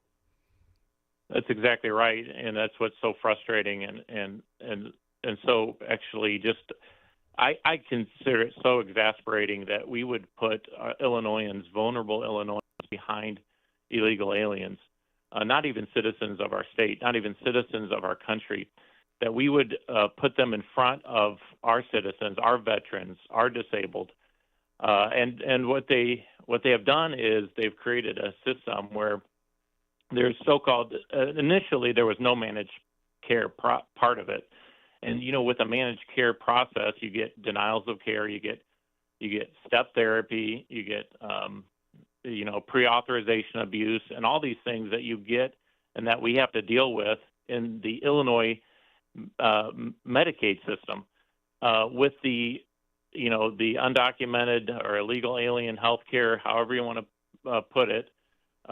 They were not in any system. They received basically fee-for-service golden health care. Since then, they've tried to, because of the outcry that we've raised, they've tried to put it inside of a managed care process where there is some management of these benefits, these golden benefits to people who should not even be in our state or in our country. So they've tried to initiate some boundaries and some restrictions and some managed process, but they're having a hard time doing that because, they let the cat out of the bag, and now these people, to try to claw back their benefits, it's very difficult. So when we talk about it, I've talked to doctors before about this Medicaid issue back when I was a state rep, and they say, look, we make no money on Medicaid. Is that still the situation? Oh, yeah. We lose money on every patient that's in Medicaid or Medicare, and we survive only because of the private health insurance process. But even that's becoming more and more difficult. I mean, there's a real disaster coming to the payment systems that we have. But we can start by not paying for people that should not even be in our state. Absolutely. I mean, just think about that, folks. Your non-citizens, illegals that have come into the citizens are getting better health care than our veterans and our disabled and the most vulnerable among us. That is a travesty. One other thing, though, is how about the how about the resourcing of this all? For example, in Peoria, are you seeing emergency rooms that can't service everybody there? Are you seeing illegals in Peoria as well come in and use services and crowd out other folks? It's difficult for me to say that because Okay. I don't see that. The big picture. I take care of individual patients, and I don't really look at their insurance. But on a statewide level, it's absolutely happening, mostly in Cook County, obviously. Okay, and one other thing that I wanted to talk to you about before I let you go, because I also found this alarming, and it had to deal with a parent's ability to get access to medical records, and also what you can and cannot, what you have to have permission from parents on, and what you do not. And in a previous conversation, you essentially said that whenever it comes up, when it's something related to birth control or anything that deals with sex, that essentially that's one area that you don't have to ask permission to talk to a parent about for a minor child. Yeah, I mean, that's another area. My wife is works for a pregnancy center, pregnancy care center, so-called crisis pregnancy center, which is how most people refer to it. But, so she, as a nurse and the nurses at the center would have someone that would come in for any kind of treatment that was a minor. You would have to get permission from their parents for any kind of treatment. I mean, even a pregnancy test, Jeannie, you'd have to get permission for a minor. If she came into an abortion clinic, there's no permission needed. If she came into the emergency department and she was a 14-year-old and she was with a 28-year-old guy and he came in and brought her in, we cannot ask any questions. And he wanted her to have, a pelvic exam to see if she was pregnant. That there is no anything related to reproductive health, quote unquote. I hate using that term. Mm-hmm. We cannot ask any permission. It is totally up to the minor to direct their care. So that's how crazy it has become with anything related to pregnancy care, abortion care, and a minor. They don't have to have any oversight. So you can see that's just ripe for abuse. And is that state law or federal law? Is that what's coming in over there? That's state law. That is a state law. Absolutely That's a state law. Yep. Mm-hmm. Mm-hmm. That's Yeah. absolutely state law. The state of Illinois, you cannot ask any if it's birth control related or sexual abuse. You cannot ask questions or permission. Well, Maura Hirschauer, she's a mom. She cares about children. That's what her commercials tell me. She cares about children. Yeah. She touts herself as being just a great mom. Yep, that's all these Democrats. That's what they say, and it's just absolutely 100% not true. The opposite is true. Hey, Bill, we've got to leave it there. I want to thank you so much for spending some time with us and explaining these really important issues, so that others are more informed about what's going on in the state. And I really appreciate having you in the house. You're just such a great addition. Well, I thank you for that. And anytime you want to talk, thanks again, Jeannie. Thank you. Okay, and we'll be right back. We're going to be talking with Amy Erkenswick and that massive CUSD 200 referendum. I hope they're listening in.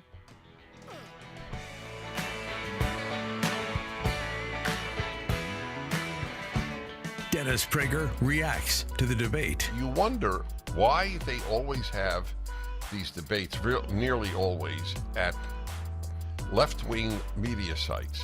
I mean, are we still playing this game that the mainstream media are honest brokers? I mean, it was 3-1, 3 against 1. The Dennis Prager Show, weekdays at 11, right before Charlie Kirk at 1 on AM 560. The Answer. If you own or run a business and you listen to AM 560, you might not realize that the conservative programming that you enjoy is supported by advertisers. Our loyal listeners love to do business with the advertisers they hear every day on AM 560. Now, it probably won't surprise you that there are some businesses who avoid advertising with us because they don't like what we do here. And that's okay, because our audience wants to support businesses that support what we do and think like we think. We would love to have you join the list of successful companies who are already reaching new, like-minded customers. Most AM 560 advertisers have been here for years for one simple reason: they get results. Join our efforts to make a difference in the lives of our listeners who are passionate about supporting our great family of AM 560 advertisers. To learn more, just visit 560theanswer.com/advertise. That's 560theanswer.com/advertise. You're listening to The Real Story with your host, Jeannie Ives. All right, welcome back. It is The Real Story with Jeannie Ives, and we were going to talk a little bit about local stuff going on, because there's quite a few school referendums that are going to be on your general election ballot, and you should just be aware of what's going on. And if you're not, I highly encourage you to get informed. And so one of those things that I'm more familiar with, obviously because it's my home school district, is the District 200 referendum. Now they're asking for $151.5 million to repair 3 different middle schools. In truth, the true cost of that is going to be at least $210 million when you include the interest cost. So here to talk about that issue and more is Amy Erkenswick. She ran for school board last cycle, didn't quite make it, came about 33 votes short, and but she stayed involved. That's what I appreciate. I appreciate about people that lose and they stay involved. They still care about what's going on. So Amy, welcome to the program. Thanks for being on. Hey, Jeannie, thanks for having me. How are you? Yeah, so why don't you just give us, my listening audience, a quick overview of what's going on with this D200 referendum? Sure. So my sort of general understanding is that there's a master facilities plan that's existed since 2017 that is designed to address some of the maintenance and update needs in 3 of the district-wide middle schools. We've got 4 total. 3 are in, conditions that require significant maintenance and significant updates. And, what they sort of did is they, spoke to the community in their way of doing so. And, initially what was brought forward is sort of 3 separate options, sort of a low need to do option, a middle sort of need to do plus some wants, and then a sort of high level version of this, which was sort of the entire kit and caboodle, list of preferences and everything like that. Where they've landed is they're just going for the whole gosh darn thing. And so we have on our ballot currently, because as you know, early voting is open, a $151.5 million referendum. And the idea is, what they're touting is to bring these schools up to 21st century learning environments. What's just kind of alarming, though, is we've sort of done away now with the need to do's, and we're sort of expected to approach this as an all-inclusive, absolute best case scenario, giving everyone everything they ever wanted. And so I think it's just time that the community members and the taxpayers really have a good grasp and a full understanding on what's being asked of them. Yeah, no, so they took the most expensive option. And, oh, by the way, they surveyed the community. And the surveying company was former Republican State Representative Ed Sullivan's personal company. He's already been paid $15,000 to do that. And Republican strategist, Core Strategies, Colin Corbett, his company is apparently going to sell the referendum to the public with big, splashy campaign literature and you name it. That's another thing that I think people should be aware of. They're getting sold the referendum. Yeah, and what's interesting about that is there's already actually an active pro ballot initiative committee out there, which is very clearly being operated by the Core Strategies group. The messaging, the imaging, the logo, even the PO box for the chair and treasurer of the committee matches every other referendum that they've worked on. So it's interesting, and we are definitely being sold something, that's for sure. Yeah, that's exactly right. And then the funny thing is they talk about 21st century schools is what they want. And by the way, the 3 school expansions include things like, performing arts centers. Well, the Belushi brothers grew up in Wheaton. And I'm sorry, in middle school, they did not have performing arts centers. Right. You know, right. they used the school gymnasium, or they used the stage that was part of the lunchroom. Right. And what's interesting, you use the word expansion, and I think that's particularly fascinating, because the reality is these facility plans that they have for these various middle schools don't actually account for student expansion. They don't account for growth in population and growth of enrollment. So I find that particularly fascinating. And then if you kind of dial that back, you consider Jefferson, which was the most recent past referendum that passed, and that school is already beyond capacity. So it just feels a little bit like we're not using the foresight that we should be utilizing. And if we're trying to bump these schools into the 21st century, then we should be planning also for the future, right? And that's one of the things that I just feel isn't necessarily happening. But that's another conundrum that they have. They really can't expand. They can't even plan for expansion when the numbers aren't adding up that way. I mean, that's what they sold Hubble Middle School, that was built in 2009 at a cost of $58 million, including a rooftop garden, rooftop garden. All right. And then on top of it, they spent $500,000 getting it LEED certified silver, which means somebody's checking a list. And that's it. That list costs them $500,000. Now, if you're going to get some sort of tax credit for being LEED certified, fine. But you're a non-tax-paying organization. There was no need to get LEED certified other than to put the damn plaque on your wall. And you spent $500,000 to do it so that you could somehow tell yourself that you're green. But that school, Right. that 21st century school, has the lowest test scores out of all the middle schools. I looked it all up, and it's only at about 64% capacity. Right. So it's like, can't they just, I mean, for $151 million, I'm sorry, you could tear down three of the middle schools, and build two brand new state-of-the-art ones if that's what you wanted, and reconfigure the lines of where these students go. Why is that not an option? Right. And the reality is, every public dollar spent should be serving public purposes. And what is the purpose of the public schools but to educate our kids, right? And so if we are to be investing in this way, we should certainly be looking forward to improved student outcomes. Now, what I'll say is that I've heard that used multiple times. I've seen it used. I sit on the Citizens Advisory Committee for the district, and, they keep talking about this will improve student outcomes, but I've asked very specific questions around what particular outcomes. Are we talking academic? Are we talking social? Are we talking about, additional extracurriculars or additional electives? Like, what are the outcomes that we can expect to see improved from these types of investments? And I've not been given a clear answer. And that's what I think we really deserve as a community, is we really deserve, clear answers. We can't be making sweeping claims saying this is going to improve everything when we have, consequential evidence with Hubble that a 21st century bright, shiny, brand new school building has not, in fact, resulted in academic improvements in the students, and back to just this topic of capacity and enrollment, Hubble's at 60% capacity, 60 something, 64, I think you said. Yes. Somewhere around that mark. And, we're not looking at an expanding, growing school district here. What we're actually looking at is we've had a more than 5% decrease in middle school enrollment since last year. Since just last year? Since just last year. Mm-hmm. Yeah, I pulled the numbers. I ran the numbers, and it's about like a 5.4, between 5.4 and 5.6% decrease between the four middle schools since last year.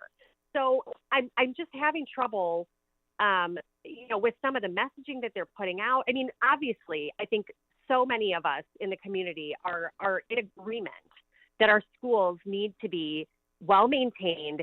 They need to be healthy, safe environments for our kids to learn in. Absolutely, hands down, no question about that. And do we need to invest in them?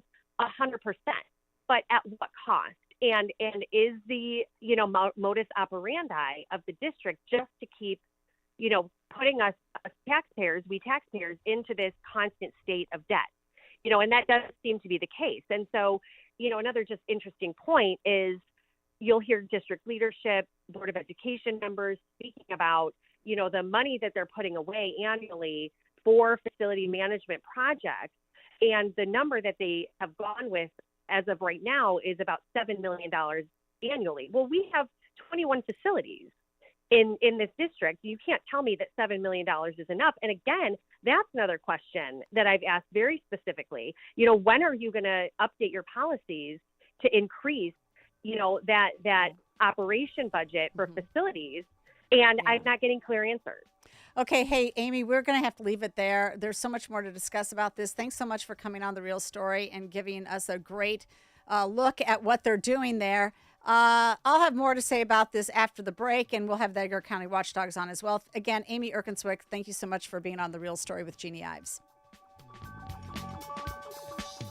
Larry Elder sees voters moving to Trump. Trump said that there will not be another debate, despite what people call a bad performance. Focus groups show that uncommitted voters are moving in his direction after that debate. They said Kamala Harris didn't answer the question about whether or not I'm better off. I can tell you, I'm not better off. The Larry Elder Show. Weeknights at 8, right before Sean Hannity at 10 on AM 560. The Answer. Fox News, I'm Kathleen Maloney. Israeli airstrikes have killed dozens of people across Lebanon as they target Hezbollah. National Security Council spokesman John Kirby tells ABC's This Week. They are still launching missiles and rockets at Israel, and they have a right to be concerned about whatever infrastructure remains of Hezbollah. This is a well-armed, well-resourced group. But Kirby says the conflict must not result in an all-out war in the region. Tropical storm Helene continues to have a major impact on parts of the southeast. There are still millions without power. Some people don't have any water or cell service yet. And here in Georgia and across the southeast, a lot of the damage is catastrophic. Fox's Madison Scarpino. The number of lives lost from the storm continues to climb. America is listening to Fox News.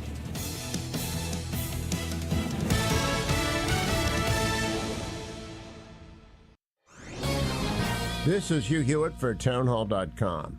Israel has been on the receiving end of more than 10,000 incoming rockets, drones, and missiles since October 8th of last year, when Hezbollah, unprovoked, began its war against Israel in the north of Israel. The Biden-Harris Middle East policy is in flames, as is the region. All that Vice President Harris can say about Israel and Hamas is, we must get a deal done. What former President Trump has said consistently is that Israel needs to win, and fast. Trump, of course, ran the maximum pressure campaign against Tehran, which had nearly bankrupted that regime, until Biden and Harris ended that campaign and began not only to ease sanctions, but unfroze billions in Iranian assets. Ayatollah Khamenei wants no part of Trump 2.0. The mullahs are clearly hoping for a Harris-Walz win. Americans ought to think about the national security and peace through strength. The choice is clear: Donald Trump. Quick delivery service. What do you need delivered today? Hi, I'm trying to work through a last-minute to-do list for my boss. Can you deliver a hard drive to the Loop in Chicago? We can deliver that today. Okay, can you deliver 20 boxes to a client in Rockford? We can deliver that today. Can you deliver 12 pallets of tile to our customer in Naperville? We can deliver that today. Can you deliver a large envelope to Northbrook? We can deliver that today. Oh my gosh, I think my water just broke. Can you? We cannot deliver that. Quick Delivery Service delivers your package no matter the size. More than just a messenger service, Quick Delivery Service is a messenger and trucking service that can also provide scheduled routes for your daily delivery or your air shipment. Trucks are equipped to handle the load and provide ground-level service for same-day delivery. The Quick Delivery Service team of safe, licensed professionals can provide quick door-to-door service for your special delivery. QuickDelivery.com. That's QuickDelivery.com. We deliver that today. But we don't deliver this.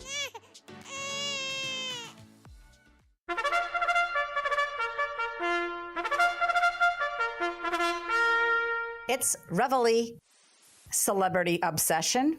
People now follow the Kansas City Chiefs football team just to get a glimpse at Taylor Swift. Celebrity gossip shows and reality TV shows remain very popular. Entire sections of news outlets, like Page 6 in the New York Post, are dedicated to celebrity sightings. But if you make it to page 1 as a celebrity, it usually means you did something terrible. And that's where Sean Combs, a.k.a. P. Diddy, finds himself. It should have happened sooner. The rapper has been indicted and sits in jail on several charges, including sex trafficking, racketeering, forced labor, prostitution, narcotics, kidnapping, arson, bribery, and obstruction of justice. Some of these offenses likely involved minors.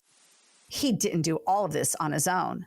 Allegedly, most of his crimes were done at his freak-off parties, which were defined in the indictment as elaborate and produced sex performances that Combs arranged, directed, and often recorded.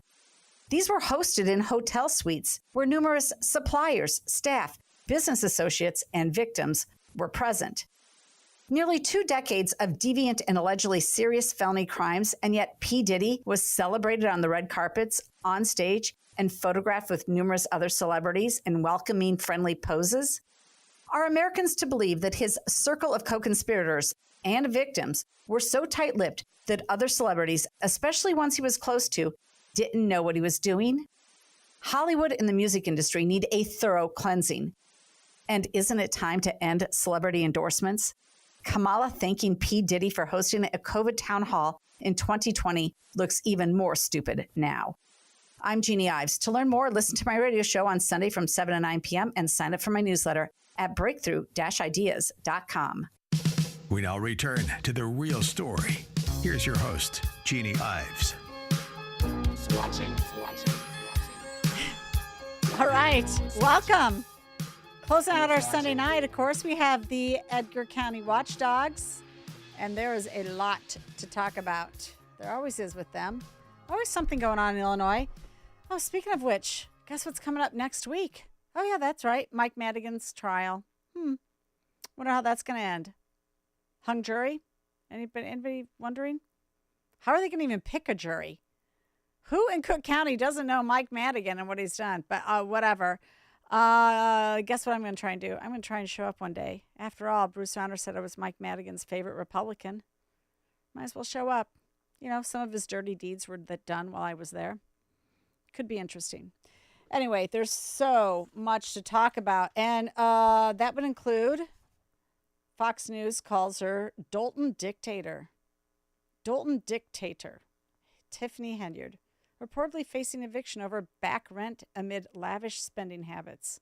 There's a lot going on. Here to talk to us first is John Kraft. John, welcome. Thank you for joining me tonight on The Real Story. Well, thanks for having us, Jeannie. Yeah, you guys are always a pleasure. It's so great to hear from you. Speaking of Dalton and Henyard, yes, she got served with papers for eviction for her and her alleged boyfriend, who is also an employee of hers I think it's at the township. Okay. That they were living at this residence and apparently didn't pay the rent. I think. Well, I mean, the Fox News story about it says that she denies that she says, no, I paid my rent. No, her attorney texted back, says he doesn't believe that there's any unpaid rent. Oh, okay. Nobody's going to file a motion in court when they've been paid. And, you know, our article on it shows that she has a history of not paying, and she went without paying rent at the community college with her failed Good Burger company a couple of years ago, and even bounced checks to the college. And then they never pursued collections. Ugh. I mean, good grief. Well, she doesn't want to pay her own debts, but she's got plenty of money to pay on other things. Apparently, she just spent $85,000 to throw a party that featured R&B singer Kiki Wyatt and rapper Jay Holiday last month. So, yep. Yeah. There you go. Mm-hmm. Good things for taxpayer money to be spent on, huh? I don't know, but it seems like there was a big outburst at Thornton Township meeting this week. Do you know anything about that? Because I just saw the headline. Yeah. I read so much, I did not pick up on the story. From speaking with people in attendance, the employees of the township and friends of Tiffany Henyard accosted this older gentleman when he was giving his public comment, and basically shut it down, and then ended up shutting the entire meeting down. And then later, Henyard and the village attorney, who was removed by order of the court, last week, filed a protective order against the guy, claiming that, one of the reasons for the protective order was the respondent came to a board meeting and gave a speech. In said speech, respondent advocated for someone to attack petitioner. No, it's all on video. That's a lie. So she lied to get a restraining order against this guy who went up to speak at at her township public meeting? Is that what happened? All on video. Yeah, his whole entire speech is on video. And she lied about it. And wait. How did this get past the judge? Well, it was an emergency restraining order, and an attorney filed it on her behalf. So emergency restraining order doesn't go before a judge? Yes, but they generally approve almost everyone. Yeah, but she's a hot mess. She's a hot mess. Her entire public service is one big lie and fraud. She's a hot mess. The judge denied it. The village what? What'd you say, Kirk? I'm sorry. The judge denied it. He denied the restraining order against him. Is that right? No. No. This one was approved. It was approved? Well, the document I read, it was circled denied. Okay. The emergency was denied. Okay, regardless, here she goes in. She lies about somebody who's giving public comment, and she goes in to seek a restraining order against him. I mean, it's just like this. I ask again, where's the AG? Where's the state reps? Where's somebody saying, hey, it's time for you to resign? She's a national embarrassment at this point. This is the third time she's tried this. She tried it with another person that gave public comment in Dalton. And she got the emergency one in that one, and took him a couple of court hearings to get it all quashed. So did he have to pay a lawyer? Yes, I think he paid a lawyer. I know he made several appearances, but I don't know if he had to pay a lawyer or not. Well, I mean, she's got her own level of lawfare going on then against stand-up citizens. She did it against a former township employee too. And that was eventually all quashed.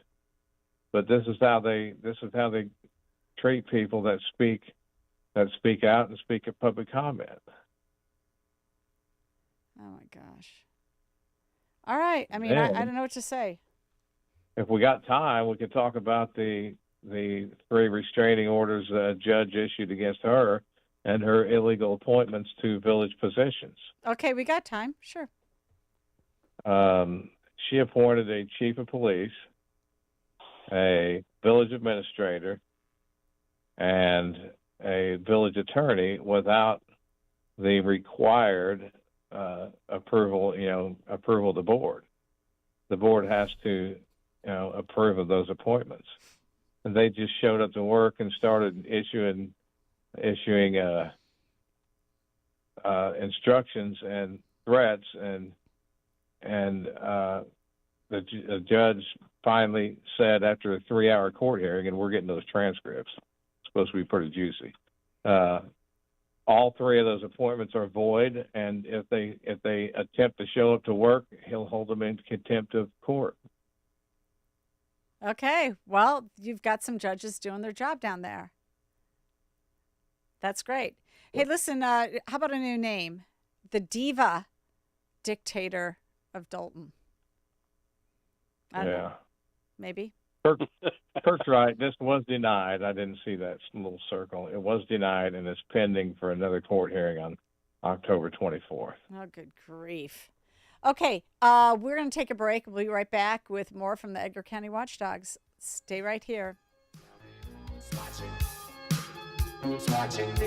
From Steve Bannon and War Room Films comes the explosive movie, Government Gangsters. Donald Trump called it a must-see movie. Government gangsters are the group of individuals, career bureaucrats, installed by the deep state into every agency and department in the United States government. Based on the best-selling book by former Deputy Director of National Intelligence, Kash Patel, it exposes the daily deceit and manipulation of the deep state, how they operate, and how they try to bring down Donald Donald J. Trump and his supporters. From Russiagate to Hunter Biden's laptop, January 6th to the 51 Intel letter and everything in between. These people are dangerous and vindictive, perfecting ways to hide their corruption. Government Gangsters is not just a film. It's a revelation that will forever alter your perception of government. Learn the truth about the deep state. It is finally time for a straightforward assessment of the state of our nation. Don't miss Government Gangsters. Watch it now on salemnow.com. salemnow.com.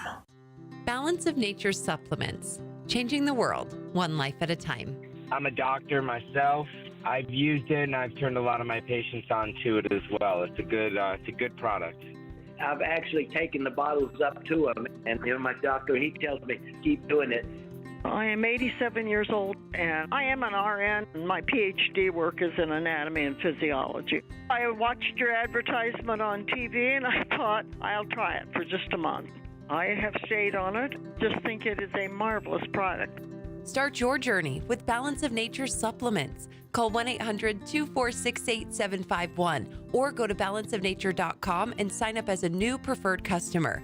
And for a limited time, get 35% off your first order with free shipping and our money-back guarantee. Go to balanceofnature.com or call 1-800-246-8751 and get this special offer by using discount code CHICAGO. I'm worried about Mom. She's having a tough time moving around the house. Oh, I know. She still thinks she can do everything on her own. Exactly, but I've been over there every day this week, helping her navigate the stairs, cooking meals, reminding her to take her medicine. I'm always nervous when I leave. You know what? I admire you for taking care of Mom. But your family needs you too. And what if she slips and falls? A friend recommended the caregivers at Senior Helpers of Naperville Southwest. They service Cook, DuPage, Kane, and Will counties. They guarantee compatibility and they'll conduct a free safety assessment of her home. Plus, they'll provide as little or as much care as Mom needs. Senior Helpers of Naperville Southwest, offering both hourly and live-in care. Schedule a free assessment today by calling 331-281-0728. That's 331-281-0728. Again, that's 331-281-0728. And tell them AM 560 sent you. Senior Helpers of Naperville Southwest. Senior care, only better. You're listening to The Real Story with your host, Jeannie Ives. Welcome back. And Steve, you hold on till the end. Hopefully, we'll get to your phone call. I'd love to talk to you. Back to the Edgar County Watchdog stuff, though. Hey, not that far from Dalton, though. The Fort Heights mayor, Charles Griffin, was convicted Monday of stealing village funds, though he is not held accountable for the full $147,000 prosecutors claimed. Cook County Judge James Obish said Griffin is guilty of felony embezzlement of between $10,000 and $100,000 of public funds for his own personal and economic benefit from 2014 to 2017, both during and after his first tenure as Fort Heights mayor. Okay. That's only one of the highest property tax cities in the entire state. But go ahead, embezzle it. Although, according to Kirk Allen, he's kind of small potatoes. I mean, 10,000 to 100,000. Boy, he's certainly not in the league of this Kylie Willison, who pled guilty to theft between $100,000 and $500,000 from the Oakland Fire Protection District. What do you say, Kirk? Yeah, this was the family duo, or I guess we could call it the family crime ring. There was a father, his son, and his daughter-in-law were the trustees of the fire department. And after one Nepotism, FOIA, they all resigned. Yeah. Yeah, really. After one FOIA, they all resigned. About 4 months later, they get indicted. I mean, it was literally a criminal enterprise they were running, and it was shocking. How stupid are the voters? Small... How stupid are the voters? All three from the same family are trustees. Come on. Well, the father that was indicted, I believe it's his wife that is the local tax assessor up there. A lot of homeowners aren't real happy with their assessments that have been going up and up and up. Yep. But, they've been a staple in the community. He ran an insurance company. He even had the fire department's insurance under his own account as a trustee. So he was getting commissions off of that. That's illegal. I mean, it was completely illegal. And they never charged him federally, though. They also owned a golf course that they had shut down. but they got PPP loans during COVID, and they were never charged with that. How do you get a loan for a business you've already closed down? But all that aside, the community insisted, several of his supporters insisted he did nothing wrong, and he pled guilty last week. And I think he's got a hearing on his, 11 or 12 indictments, I believe the first week in October. So Okay. it's going to be interesting to see all the records, because we still can't get all the financials. We got a bunch of them, but not all the details. We've been told it was over $250,000 of theft. What do you spend it on? So I've been told gambling. Oh. I can't verify that at this point. That's Uh-huh. what we've been told. It does sound like it. You can see how that happens. So the wife's getting off scot-free, though? She was never charged, even though she signed a whole bunch of checks. What the hell's wrong with that? And what's what really happened to ironic. Equal opportunity. Come on, they want equal pay. Well, pay your What dues, really- honey. What really cooked their goose was The they hell? forged minutes. They said they had meetings on Saturdays at like 10 o'clock every month. Well, the fire department has a key card At to the get crap in. table. Yeah. At the poker table. Well, they use a key card to get into the fire department, but the key card had no memory of anybody going in there around 10 o'clock on Saturdays. So all the minutes they created were completely fraudulent, and it just went downhill from there. What's with the voters? You got They three didn't from know. the same family. They didn't know. They didn't pay attention. Well, they didn't Too know. much government. They didn't know that they were Yeah, they didn't know they were stealing. I helped this guy I don't clean care. up that fire department 7 or 8 years ago. I would have never dreamed he would be stealing. Oh, really? Yeah, Yeah, but regardless, you don't he came put to- three from the same family on a board. That's what I'm talking agree. about. Three from the same family. Yeah, I can understand you don't necessarily know somebody's embezzling, but three from the same family on a board. Come on, how big was the board?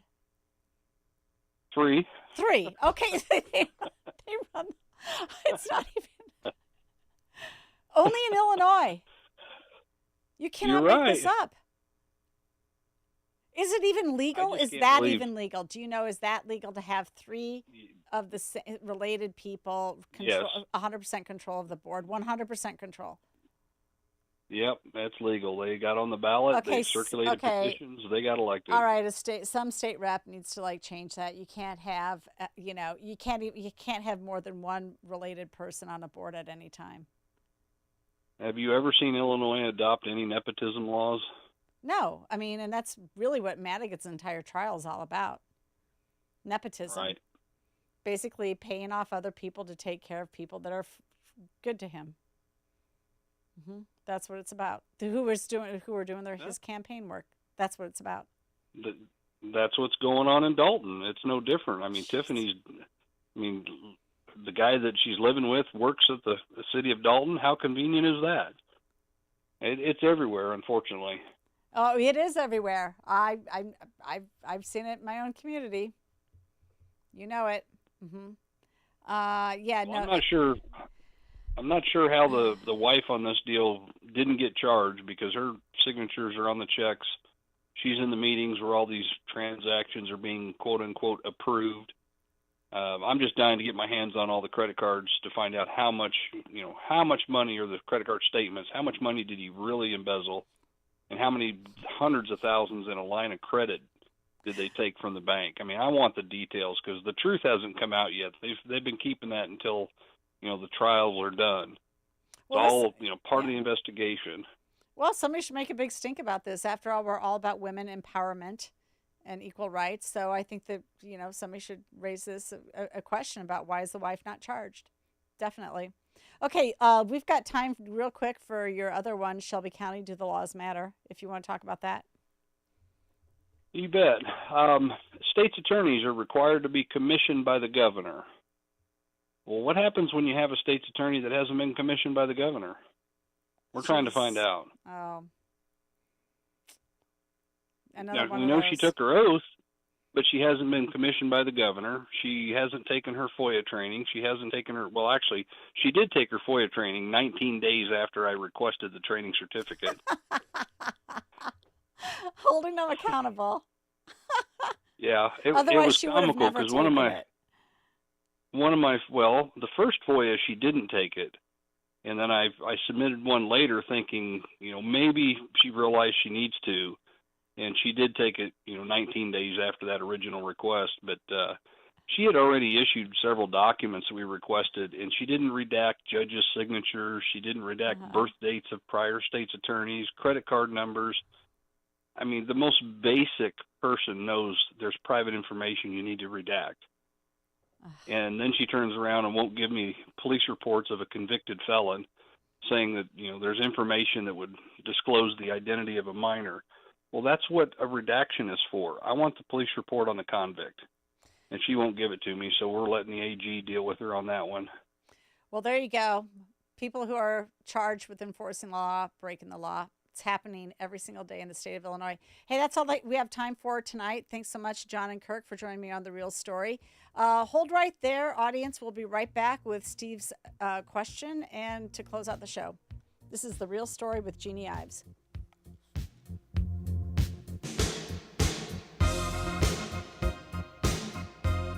Did you know your life insurance is an asset you can sell?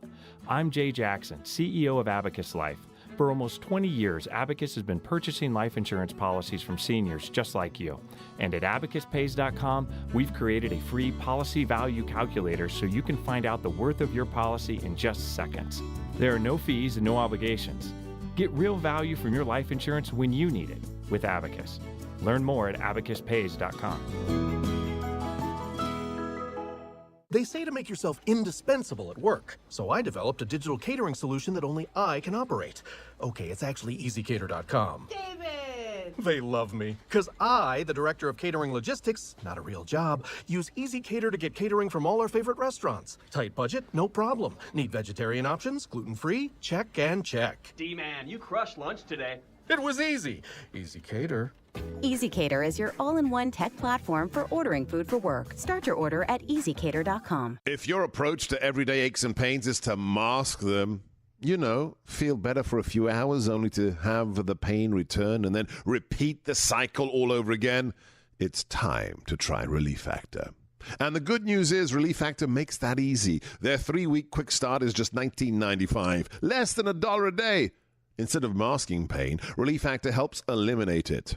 How? Well, its unique formula of ingredients helps support your body's response to inflammation. Relief Factor was developed by doctors. It's 100% drug-free. And for so many people, the results are game-changing, even life-changing. So give it a try. Right now, their 3-week quick start is just $19.95. Go to ReliefFactor.com or call 1-800-4RELIEF. That's 1-800-4RELIEF. See how in a few weeks or even days, Relief Factor can reduce your pain. When you feel better, life is just better. So don't mask pain. Fight it naturally with Relief Factor. Now, more of The Real Story with your host, Jeannie Ives. All right. Thanks for joining me tonight. Let's take a call quick from Steve in Huntley. Welcome to the program. Hi, Jeannie. Hey, great show again. Thank you. Thank you for that. Hey, when you were talking earlier with Rep. Bill Hauter, he was saying that the healthcare officials aren't asking minors when they're asking for pregnancy tests what's going on. And, Bill said, that's crazy. Well, I know how hard it is for him to deal with the Democrats on the other side of the aisle when his hands and feet are tied together. That's what we got done in Springfield. But so there's only so much he can say. I'll say it for him. It's evil. And, when I go into the doctor's office, they ask me, do I feel safe at home? I wonder if that trumps the healthcare officials asking those young girls that are in, hey, do you feel safe at home? Yeah, no. Hey, Steve, great comment. You're absolutely right. Healthcare, honestly, the doctors need to be more forceful and bring this up to the legislators and say it's unsafe. Thanks again for joining me tonight on The Real Story with Jeannie Ives. That's all we got. Your child may be eligible for extra food benefits this summer thanks to a new program. The Summer EBT program will provide $120 per eligible child for families to buy groceries when school is out. These benefits are in addition to free summer meals available at schools, camps, and parks. To learn more about Summer EBT and if your child qualifies, please visit WeGotYouIllinois.org. Sponsored by the Illinois Commission to End Hunger, aired in cooperation with this station and the Illinois Broadcasters Association. Papa Nicholas Coffee, a Chicagoland tradition for over 5 generations, combines heritage and innovation in every cup. Our coffee is locally roasted, hot air roasted, and cold blended in small batches to ensure premium quality. Whether you prefer a 12-ounce bag or a 28-ounce bag, or even the convenience of K-Cups, you'll find Papa Nicholas Coffee at your local retailer. Taste the difference that 5 generations of expertise brings. Choose Papa Nicholas Coffee, because great coffee is our family tradition. Visit online at papanicholas.com. That's papanicholas.com. This is Chicago's election station. AM 560, The Answer. WIND, Chicago. Streaming at 560theanswer.com on the AM 560 mobile app, or tell your smart speaker to play The Answer Chicago. Mideast fighting. I'm Kathleen Maloney, Fox News. The Israeli military continues to target top officials of Hezbollah, as well as Houthi sites in Yemen. Fox's Mike Tobin with the latest. Iran is condemning this latest strike, but Israeli leaders are hinting they could hit Iran as well, as the Jewish state is not letting up on its enemies. This latest strike into Yemen, striking at a port controlled by the Houthis, Hudeta it's called. Israeli jets also struck a power plant in the town of Ras Issa. This after 2 days in which Israel was the target of ballistic missiles fired from Yemen. The missiles were headed for central Israel. They were both intercepted. The public statement from Israel's top general was a less than subtle hint that they can reach Iran. Witnesses report the first Israeli airstrikes in central Beirut in nearly a year of conflict near a major transportation hub. President Biden says Israel must agree to a ceasefire with Hezbollah. It has to be. We really have to avoid it. We've already taken precautions relative to our embassies and personnel who want to leave, but we're not there yet, but we're working like hell with the French and many others. The president telling reporters in Delaware he will talk with Israeli Prime Minister Netanyahu, saying we really have to avoid a wider war in the Middle East. Netanyahu recently rejected a ceasefire proposal authored by France and the U.S. Communities across the Southeast are dealing with the destructive aftermath of Hurricane Helene. South Carolina Governor